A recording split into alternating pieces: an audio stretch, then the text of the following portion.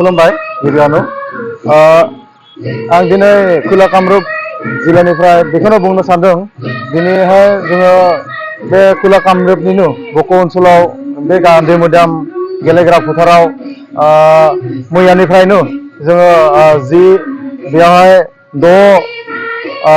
6,000 जोङो बेयाव मुसाखावरिजों लोगोसे आरो जोङो दामग्रा देग्रा जोङो बेवहाय 30-40 जन जोङो बेवहाय रेडि जादों।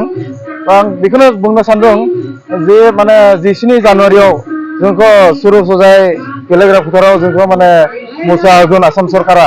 आं बेयाव बेखौनो बुंनो सानदों गिबियावनो आं आसाम सरकारजों लोगोसे जोंनि भारत सरकारखौ जोबोद माने साबायखर बावदों।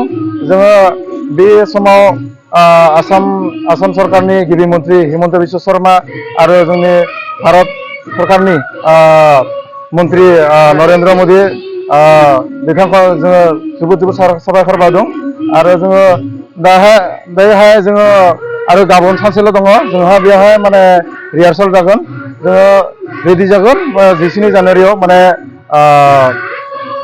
मोसानो थाखाय। आं दिनै बेखौनो बुंनो सानदों।